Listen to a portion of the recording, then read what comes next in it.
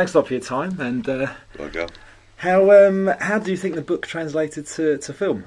I think the film is very, very good. I've seen it a number of times now. I like it very much, and I think in some aspects it certainly it captures what I was trying to get across much better than my book did. Yeah. And were you happy with Reese's performance? Yes, yeah. Well, that was a given right from the word go.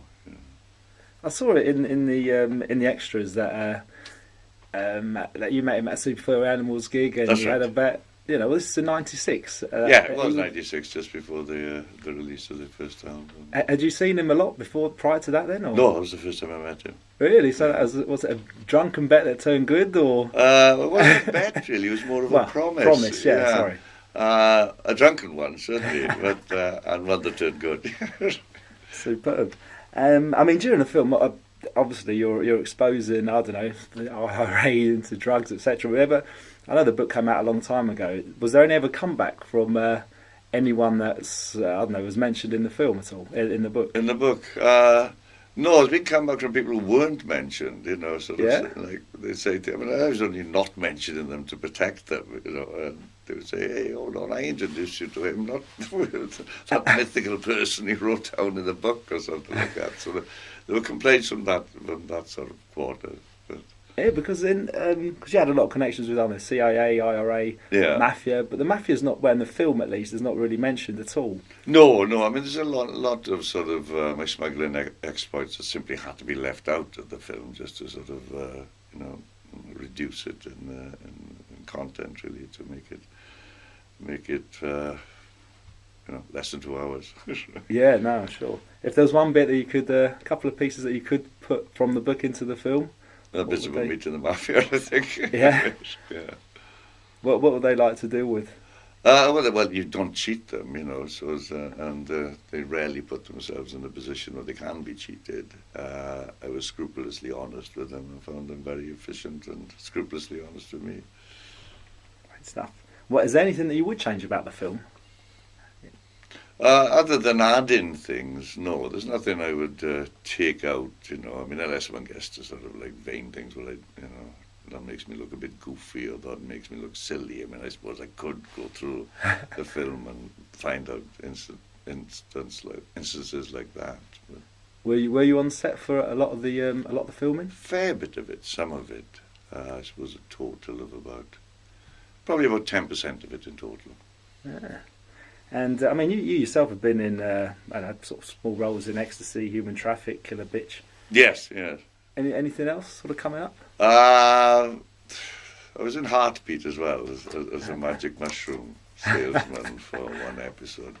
But there's been no Oscar nominations or kind of offers or big roles. But do you get approached a lot to to do small things like that? Yeah.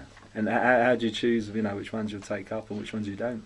Well, I think I've taken them all up so far. I don't think there's any that I've been asked to do that I've said no to. Some haven't sort of come to fruition for various other reasons, either not been here or, sort of busy or they've changed their minds. So. Yeah. And on the musical front then, you've also done, obviously, the song with Super Furry Animals did the song, and Payne and Lee Harris. Is there anything else on the musical sort of venture that...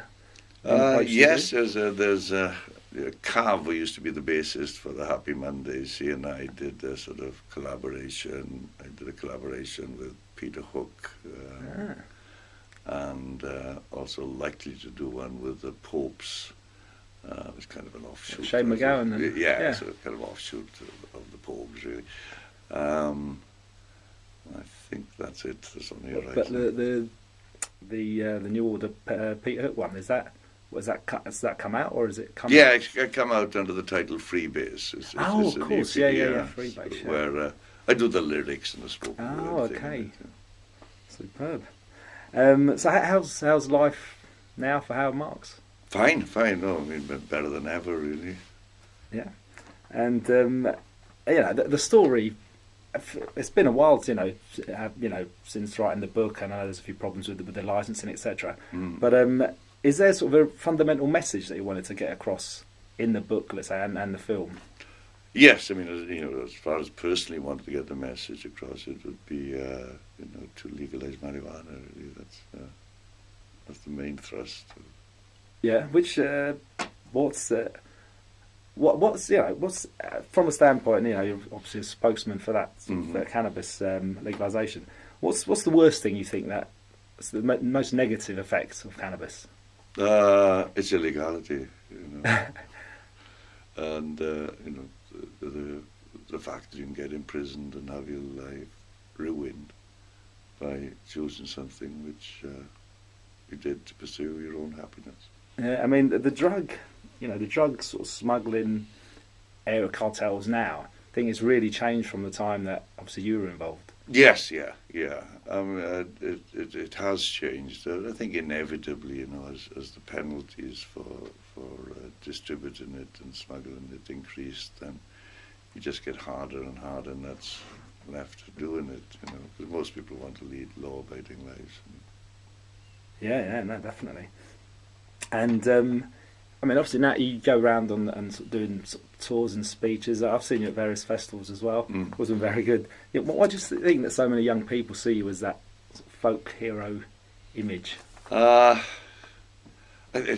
it's got to be dependent to a large extent on their liking of smoking marijuana, so that would be possibly the strongest element in it. And the other thing, probably my age, knowing that I can, as a head, still go into that sort of other arena of, academics, debaters, and, more established, respectable parts of the society are still open to me. Yeah, is that because of the Oxford sort of that basically all because of the Oxford background and its consequences. Yeah, and so you mentioned in the film that there was a few connections from Oxford that sort of led you into that sort of industry. Yeah. Were there quite a few that sort of helped you when you came out, as it were? No, I mean one or two, but very, very few really. I mean, I didn't sort of get to know the King of Nepal or anything like that when I was a student. But there were a few, yes. Yeah. And I mean, in the whole part of your life that the drug smuggling element, what was probably the worst thing that happened to you? The lowest ebb, the single most, the lowest point of it all. Yeah. Well, being in prison, hearing that my son had broken both his legs by falling off a roof. You just realise your impotence and that you you can't do your duty. You can't do anything about anything. Did you think you've been quite lucky in your career, as it were? Yeah, no, I feel very lucky and well blessed, career-wise. Yeah. Why do you think there's been? Just calculated decisions that you've made, or luck? Just luck. Yeah, fair enough. Is there a lot of other sort of revelations that you had that literally, for whatever reason, couldn't be printed? Revelations? No, I don't think so. No, I tried to say as much as I could. Yeah. Not quite sure what you have in mind. No, anything. I don't know, for sort of legal reasons, or I don't know, protecting people that you just things. That I see. Would like be someone front famous. page. Yeah. Have I ever seen the Queen smoking dope? No, I mean, I wouldn't, on principle, sort of answer that. I mean, I don't believe in smoking people out or anything like that. No, fair enough. That comes totally across. So there would be a few of those, that public might think, well, I'd never realised he would have had a joint or something like that. But nothing really beyond that.